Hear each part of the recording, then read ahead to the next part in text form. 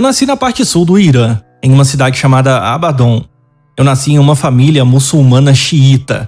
O meu avô era um líder muçulmano e teve 19 filhos.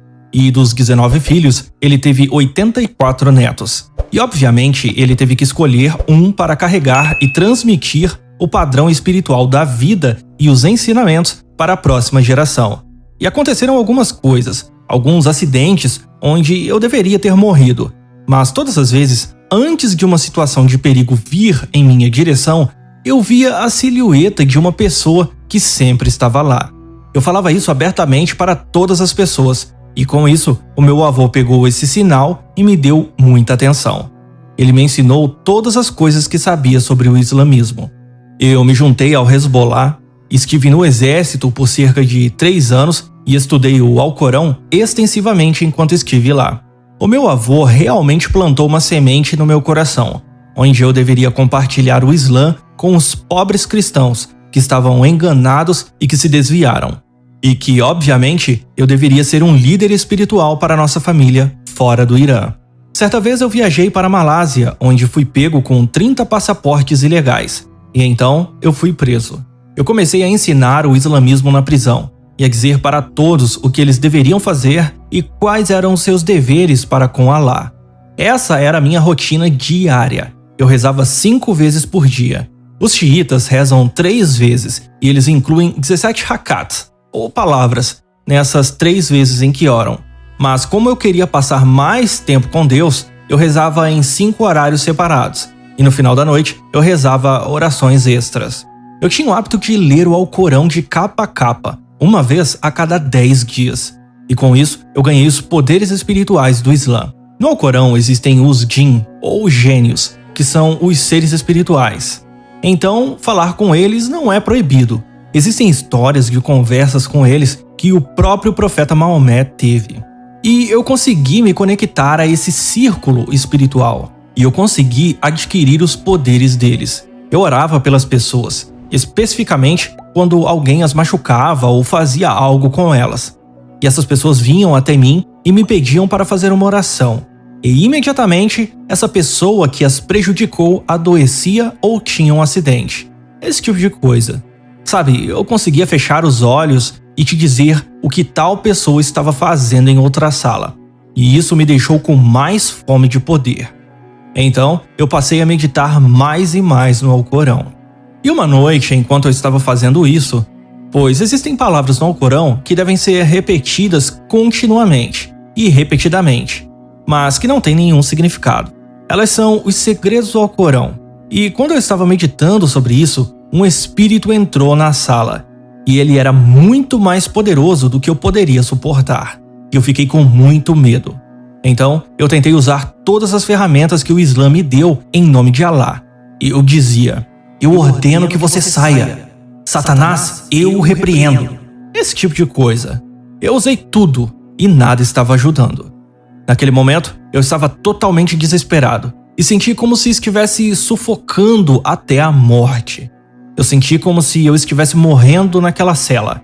E então eu gritei aos céus e disse: Deus, me ajude! E imediatamente eu ouvi uma voz tão clara quanto você ouvindo minha voz agora, me dizendo: use o nome de Jesus. E eu não tinha pensado nisso nem por um segundo. Eu apenas me sentia como se estivesse me afogando. E se um homem está se afogando e você joga a corda para ele, ele nunca vai te questionar sobre a cor da corda. Ele apenas vai se agarrar a ela. E foi isso que eu fiz. E eu disse: Jesus, se você é verdadeiro, mostre-me a si mesmo. E até hoje eu não tenho ideia do porquê eu disse isso dessa maneira. Mas foi isso que eu disse. E antes que eu terminasse a frase, tudo voltou ao normal. Porém, essa ainda não foi a minha conversão. Esse foi o começo da minha confusão do porquê Jesus ajudaria um muçulmano. Eu tinha feito tudo o que estava ao meu alcance para ser um bom muçulmano. Eu já tinha tentado me comprometer no caminho de Allah e ser um mártir por ele. O governo do Irã estava acostumado a emitir para as pessoas que estavam dispostas a se sacrificar um Alcorão especial, que tinha o selo de permissão do governo. E por isso, eu participei de execuções por enforcamento. Enfim, eu fiz tudo o que eu pensei que deveria fazer contra os infiéis e tudo o que eu podia fazer para compartilhar Alá com os desviados. Então eu sabia que algo estava errado. E não era porque eu duvidava de Alá ou do Islã, mas isso me confundiu. E eu tentei simplesmente esquecer isso. Mas aquela pergunta de por que Jesus ajudaria um muçulmano continuou vindo até mim. Eu acreditava em Maomé, o último profeta. Eu pensava que estava na religião perfeita. Então por que Jesus viria me ajudar? E naquele período de 2 semanas eu fiquei muito confuso e eu disse: ok, eu vou orar e jejuar e pedir ao próprio Deus para me mostrar o caminho. É claro que naquele momento eu pensei nos vários versos e ensinamentos do Alcorão que dizem que os caminhos de Alá são muitos e que não importa em que parte da montanha você está escalando, você sempre chegará ao topo da mesma montanha. E então eu pensei que, bem, talvez seja isso que Deus é. Talvez Deus tenha um caminho específico para mim e Ele quer que eu siga esse caminho específico. E eu pensei que nunca descobriria a resposta a menos que eu fizesse essa pergunta. E então eu a fiz. Eu orei e jejuei. E do fundo do meu coração, com todas as minhas forças, eu perguntei a Deus: o que queres que eu faça? Que caminho queres que eu siga? E durante 2 semanas eu orei e jejuei em todas as horas em que consegui ficar acordado. Eu adormecia, acordava e orava, de novo e de novo, sempre perguntando a Deus: qual é o caminho que o Senhor quer que eu siga? E depois de 2 semanas sem sucesso, eu não tive resposta e fiquei muito frustrado. Então eu pensei: esquece, o que eu estou fazendo? Não tem hipótese nenhuma de eu descobrir o que Ele quer. Será que Deus realmente existe? Será que eu desperdicei toda a minha vida e tive medo todo esse tempo? Eu tentei fazer de tudo para agradar a Alá. Por que agora Ele me confunde?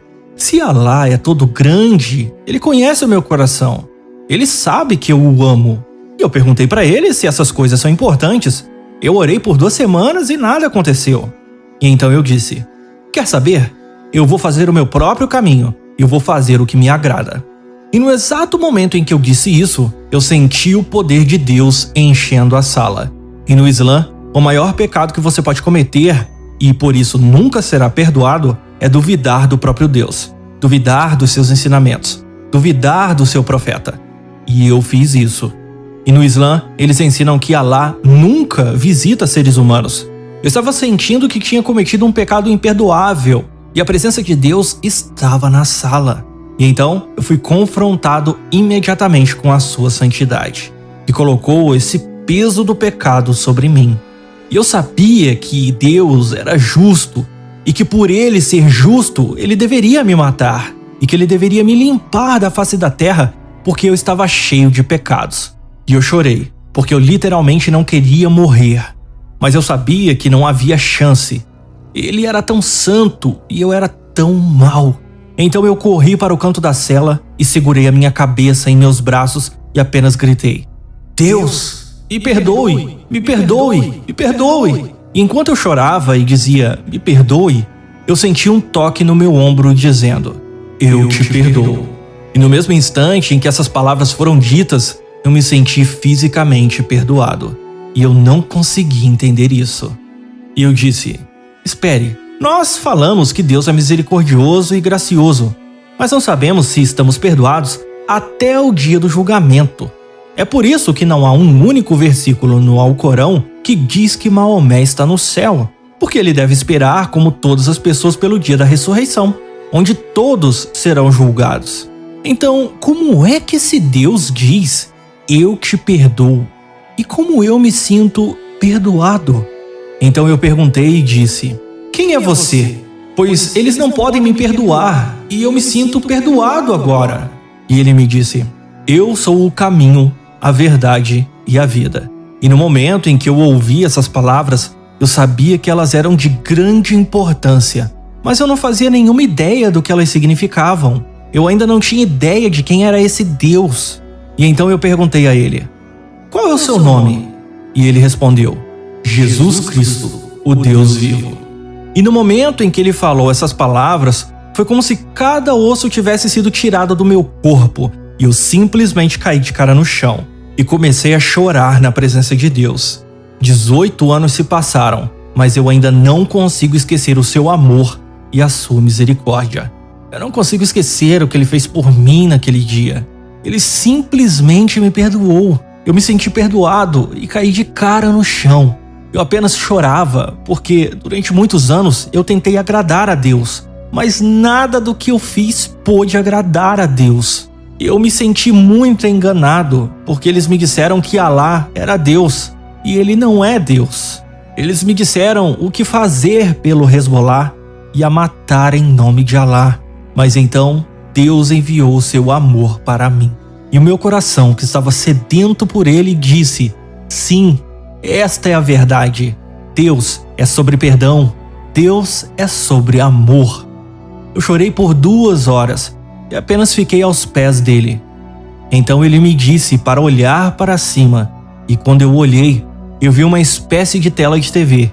E eu vi pessoas de todas as diferentes gerações, nacionalidades e origens.